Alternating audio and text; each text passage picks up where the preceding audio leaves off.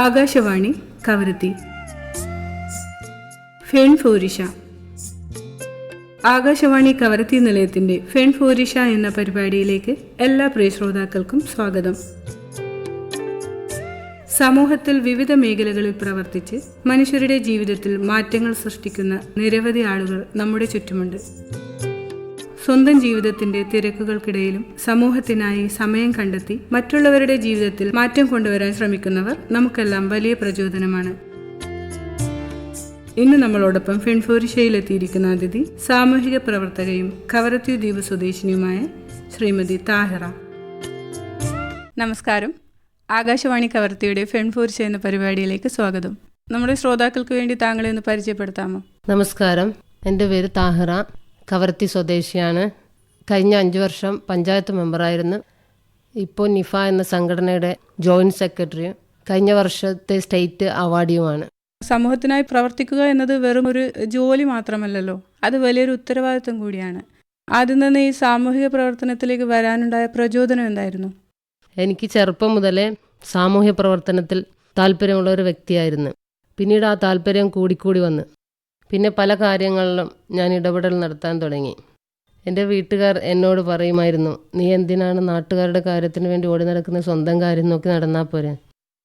നാട്ടുകാരിൽ നിന്നും പല രീതിയിലുള്ള നെഗറ്റീവായിട്ടുള്ള കാര്യങ്ങൾ പറയുന്നത് ഞാൻ കേട്ടു. ഞാനൊന്നും ചെവിക്കൊള്ളാതെ എൻ്റെ രീതിയിൽ തന്നെ മുന്നോട്ട് പോയി എൻ്റെ പ്രവർത്തനങ്ങളിൽ ഏർപ്പെട്ടുകൊണ്ടിരുന്നു. അതിനിടയ്ക്കാണ് എനിക്ക് പഞ്ചായത്തിൽ മത്സരിക്കാൻ ഒരു അവസരം വന്നത്. ആദ്യം നിരസിച്ചെങ്കിലും പിന്നീടാണ് ആലോചിച്ചത്, ഒരു മെമ്പറായിക്കഴിഞ്ഞാൽ എനിക്ക് ഒരു പവറുണ്ടാകും.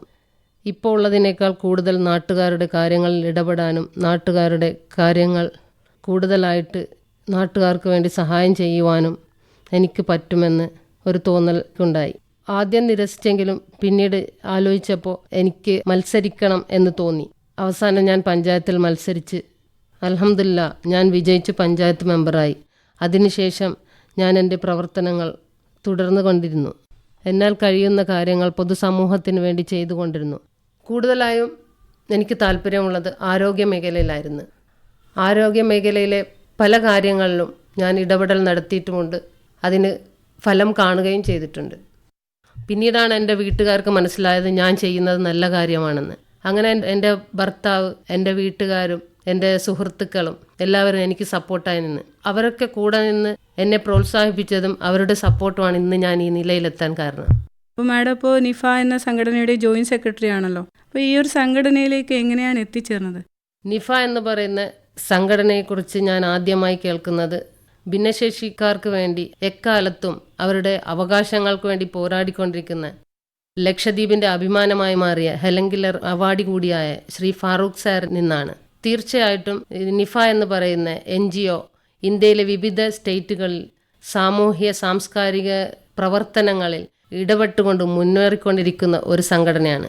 ശ്രീ ഫാറൂഖ് സാറിൻ്റെ നേതൃത്വത്തിൽ നിഫ എന്ന സംഘടന ലക്ഷദ്വീപിൽ രൂപീകരിച്ച് അദ്ദേഹത്തോട് ചേർന്ന് നിന്ന് ഒരുപാട് നല്ല കാര്യങ്ങൾ ലക്ഷദ്വീപിന് വേണ്ടി ചെയ്യുവാൻ എനിക്ക് സാധിച്ചു. അതിൽ ഞാൻ അഭിമാനിക്കുന്നു. നിഫ എന്ന സംഘടനയിലേക്ക് ഞാൻ എത്താൻ കാരണമായത് ഫാറൂഖ് സാർ തന്നെയാണ്. എൻ്റെ സാമൂഹ്യ പ്രവർത്തനം കണ്ടുകൊണ്ട് സാറ് എന്നോട് ചോദിക്കേണ്ടായി, ഇങ്ങനെ ഒരു നിഫ എന്ന ഒരു സംഘടനയുണ്ട്, ആ സംഘടന ഇവിടെ ലക്ഷദ്വീപിൽ രൂപീകരിക്കുന്നുണ്ട്, രൂപീകരിക്കുകയാണെങ്കിൽ ഞങ്ങളോടൊപ്പം ചേർന്ന് നിന്ന് അതിൽ പ്രവർത്തിക്കാൻ തയ്യാറാണോ എന്ന് ചോദിച്ചു. ഞാൻ ആദ്യം ചോദിച്ചത് നമ്മുടെ ലക്ഷദ്വീപിലെ ജനങ്ങൾക്ക് വേണ്ടി എന്തെങ്കിലും നല്ല കാര്യങ്ങൾ ചെയ്യുന്ന ഒരു സംഘടനയാണോ ഇത്? അപ്പോൾ സാറ് പറഞ്ഞു, ലക്ഷദ്വീപിലെ പാവപ്പെട്ട താഴെത്തട്ടിലുള്ള ആൾക്കാർക്ക് വേണ്ടിയാണ് കൂടുതലും ഈ സംഘടന സഹായ സഹകരണങ്ങൾ ചെയ്യുന്നത്. ഒന്നും ആലോചിക്കാതെ ഞാൻ പറഞ്ഞു, ഞാൻ നിങ്ങളോടൊപ്പം ഈ സംഘടനയിൽ പ്രവർത്തിക്കാൻ എന്നും ഉണ്ടാവുമെന്ന്.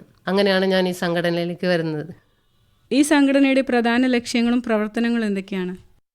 നിഫ എന്ന സംഘടനയുടെ ലക്ഷദ്വീപിലെ പ്രവർത്തനങ്ങൾ എടുത്തു പറയുകയാണെങ്കിൽ, ലക്ഷദ്വീപിലെ സാമൂഹികവും സാംസ്കാരികവും കലാപരവുമായ എല്ലാ കാര്യങ്ങളിലും നിഫ എന്ന സംഘടന ഇടപെടൽ നടത്തിക്കൊണ്ടിരിക്കുകയാണ്.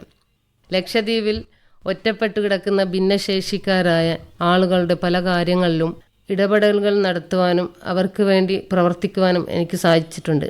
കവരത്തി ദ്വീപിലെ കുട്ടികളുടെ പഠന നിലവാരങ്ങൾ അറിയുന്നതിന് വേണ്ടി നിഫ ലക്ഷദ്വീപ് ഘടകത്തിൻ്റെ ആഭിമുഖ്യത്തിൽ കേരളത്തിൽ നിന്ന് മോട്ടിവേഷൻ സ്പീക്കറായ ശ്രീ ഷാനവാസ് സാറിനെ കൊണ്ടുവരികയും പാരൻസിന് പാരൻറ്റിംഗ് ക്ലാസ് കൊടുക്കുകയും കുട്ടികൾക്ക് മോട്ടിവേഷൻ ക്ലാസുകൾ കൊടുക്കുകയും ചെയ്യാൻ സാധിച്ചിട്ടുണ്ട്.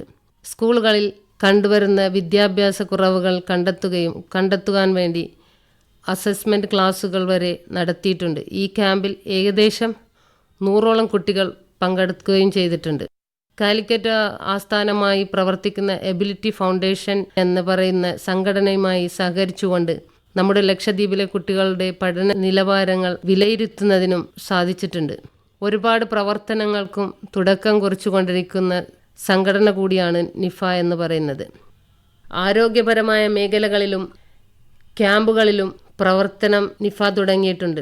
ലക്ഷദ്വീപിലെ ഹാർട്ട് സംബന്ധമായിട്ട് ബുദ്ധിമുട്ട് അനുഭവിക്കുന്ന 18 വയസ്സിന് താഴെയുള്ള കുട്ടികൾക്ക് വേണ്ടി കവരത്തി IGH ഹോസ്പിറ്റലുമായി ചേർന്ന് നിന്നുകൊണ്ട് ഒരു ക്യാമ്പ് നടത്തുവാൻ തീരുമാനിച്ചിരിക്കുകയാണ്. കോഴിക്കോട് സംഘടനയുമായി കൈകോർത്തുകൊണ്ട് അവിടുത്തെ വിവിധ വിദഗ്ധരായ ഡോക്ടർമാരെ കൊണ്ടുവന്നുകൊണ്ട് അവർക്ക് വേണ്ടിയുള്ള ചികിത്സാ സൗകര്യങ്ങൾ നൽകുകയും ചെയ്യുന്നുണ്ട്. സോഷ്യൽ വർക്ക് ചെയ്യുന്ന മേഖലകളിലുള്ള ആൾക്കാരെ മുന്നോട്ട് കൊണ്ടുവരാനും കലാകായിക മേഖലകളിലുള്ള ആളുകളെ പ്രോത്സാഹിപ്പിക്കുവാനും അവർക്ക് വേണ്ട സൗകര്യങ്ങൾ ചെയ്തു കൊടുക്കുവാനും ലക്ഷദ്വീപിലെ ജനങ്ങൾക്ക് വേണ്ടി എന്ത് കാര്യത്തിനും എന്നും കൂടെ ഉണ്ടാകുമെന്ന് ഈ അവസരത്തിൽ ഞാൻ ഉറപ്പു നൽകുന്നു. ഇതൊക്കെയാണ് പ്രധാന ലക്ഷ്യങ്ങളും പ്രവർത്തനങ്ങളും. ഭിന്നശേഷിക്കാർക്ക് വേണ്ടി നടത്തിയ പ്രധാന പദ്ധതികളെക്കുറിച്ചും പ്രവർത്തനങ്ങളെക്കുറിച്ചും പറയാമോ?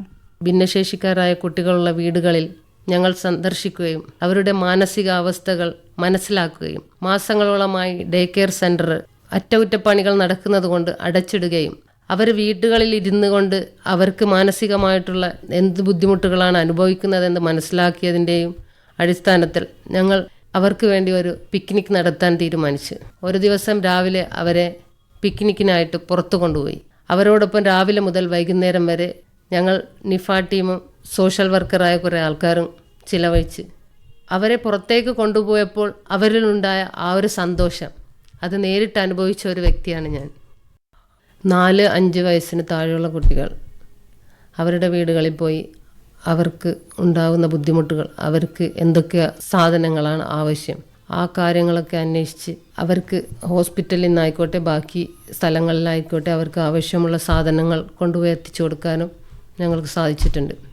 ഭിന്നശേഷിക്കാരായ കുട്ടികളുടെ കഴിവുകളെ കണ്ടെത്തി അവർക്ക് വേണ്ട കാര്യങ്ങൾ ചെയ്തു കൊടുക്കാനും നിഫ മുന്നിൽ തന്നെ ഉണ്ട്. ഇങ്ങനെയുള്ള പ്രവർത്തനങ്ങൾ അവരുടെ ജീവിതത്തിൽ എന്തെല്ലാം മാറ്റങ്ങളാണ് ഉണ്ടാക്കിയിരിക്കുന്നത്? തീർച്ചയായും അടച്ചുപൂട്ടിയിരിക്കുന്ന റൂമുകളിൽ ഒതുങ്ങിക്കൂടേണ്ടവരല്ല അവർ എന്നുള്ളത് മനസ്സിലാക്കി കൊടുക്കാൻ സാധിച്ചിട്ടുണ്ട്. അവരുടെ മാതാപിതാക്കളോടൊപ്പം ആ കുട്ടികളുടെ കാര്യത്തിൽ ഒരു താങ്ങും തണലുമായി നിൽക്കാൻ നിഫ എന്ന ലക്ഷദ്വീപ് ഘടകത്തിന് സാധിച്ചിട്ടുണ്ട്. സ്പെഷ്യൽ ടീച്ചർമാരുടെ സഹായത്തോടെ മറ്റ് വളണ്ടിയേഴ്സ്മാരുടെ സഹകരണം എല്ലാം ഒന്നുകൊണ്ട് തന്നെ അവർ ഒറ്റക്കല്ല എന്നൊരു തോന്നൽ അവരിൽ ഉണ്ടാക്കി കൊടുക്കാൻ ഞങ്ങൾക്ക് സാധിച്ചിട്ടുണ്ട്. നിഫ ലക്ഷദ്വീപ് സംഘം ഡേ കെയർ സന്ദർശിക്കുകയും അവരോടൊപ്പം കുറച്ച് സമയം ചെലവഴിക്കുകയും അവരുടെ സന്തോഷങ്ങളിൽ പങ്കുചേരുകയും ചെയ്തപ്പോൾ അവർക്ക് മനസ്സിലായി ഞങ്ങളെ ചേർത്ത് നിർത്താൻ ഒരുപാട് ആൾക്കാർ ഉണ്ടെന്നുള്ളത്. അതവർക്ക് മനസ്സിലാക്കി കൊടുക്കാൻ ഞങ്ങൾക്ക് സാധിച്ചിട്ടുണ്ട്. അവരുടെ ജീവിതത്തിൽ വന്ന മാറ്റങ്ങളിൽ ഒന്ന്, അടച്ചിട്ട മുറികളിൽ നിന്ന് അവർ പുറത്തു വരികയും പല മേഖലകളിൽ അവരുടെ കഴിവുകൾ അവർക്ക് തെളിയിക്കാൻ കഴിയുകയും ചെയ്തിട്ടുണ്ട്.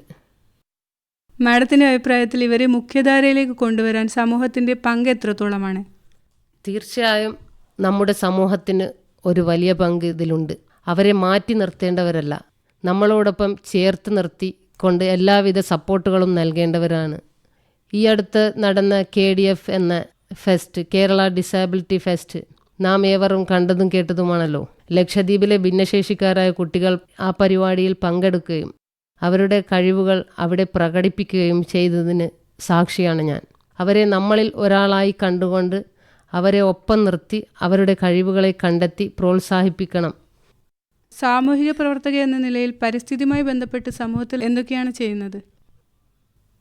ഒരു സാമൂഹ്യ പ്രവർത്തക എന്ന നിലയിൽ പരിസ്ഥിതിയുമായി ബന്ധപ്പെട്ട് സമൂഹത്തിൽ നടത്തിയ പ്രവർത്തനങ്ങൾ എന്തൊക്കെയാണെന്ന് വെച്ചാൽ, തീർച്ചയായും എനിക്ക് ഇഷ്ടപ്പെട്ട ഒരു കാര്യമാണ് പരിസ്ഥിതിപരമായിട്ടുള്ള കാര്യങ്ങളിൽ ഇടപെടുക എന്നുള്ളത്.